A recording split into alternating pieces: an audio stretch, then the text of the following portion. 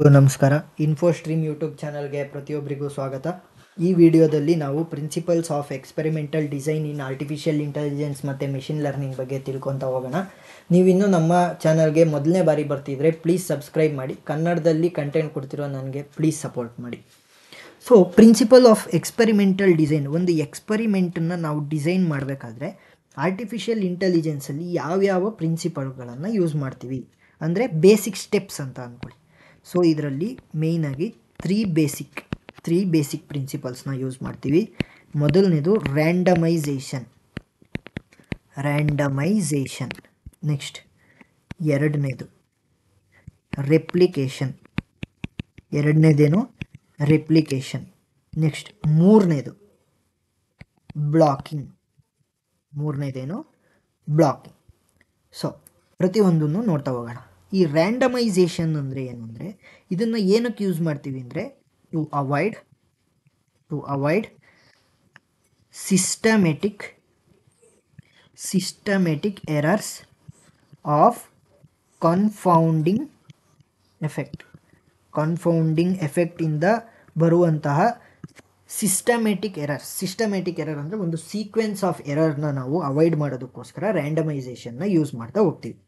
So ಈ randomisation ಏನು ಮಾಡುತ್ತೆ ಅಂದರೆ balance the unknown factors.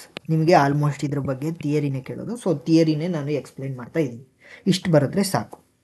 Balance the unknown factors across group. ಈ ಬ್ಯಾಲೆನ್ಸ್ನ ಮಾಡಾದ್ಮೇಲೆ ಅನ್ನೋನ್ ಗ್ರೂಪಲ್ಲಿ make result and more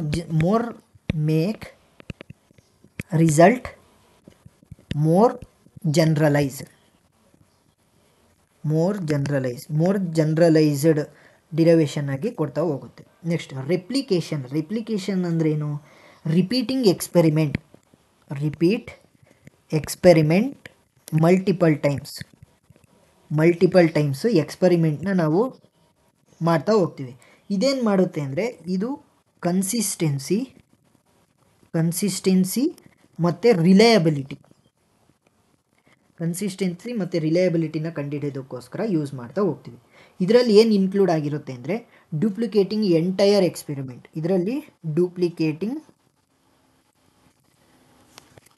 entire experiment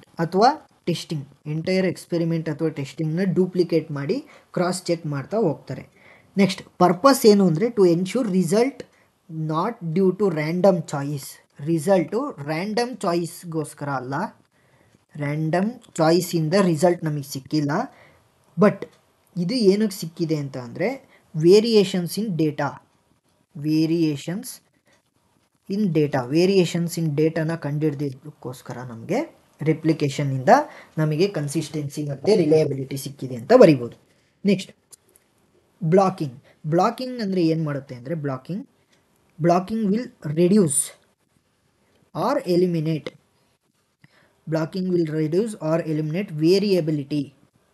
variability. ಒಂದು ಮಾಡೆಲ್ಗೂ ಇನ್ನೊಂದು ಮಾಡೆಲ್ಗೂ ಡಿಫ್ರೆಂಟ್ ವೇರಿಯಬಿಲಿಟಿ ಬರ್ತಾ ಹೋದರೆ, ಒಂದೇ ಟ್ರೈನಿಂಗ್ ಡೇಟಾ ಸೆಟ್ನ ಯೂಸ್ ಮಾಡಿರೋದ್ರಲ್ಲಿ ಅಲ್ಲಿ ಡಿಫ್ರೆಂಟ್ ಔಟ್ಪುಟ್ಸ್ ಬರ್ತಾ ಹೋಗುತ್ತೆ. ಸೊ ಅದನ್ನು ರೆಡ್ಯೂಸ್ ಮಾಡ್ತಾ ಹೋಗುತ್ತೆ. Next control factors. Blocking will control factors.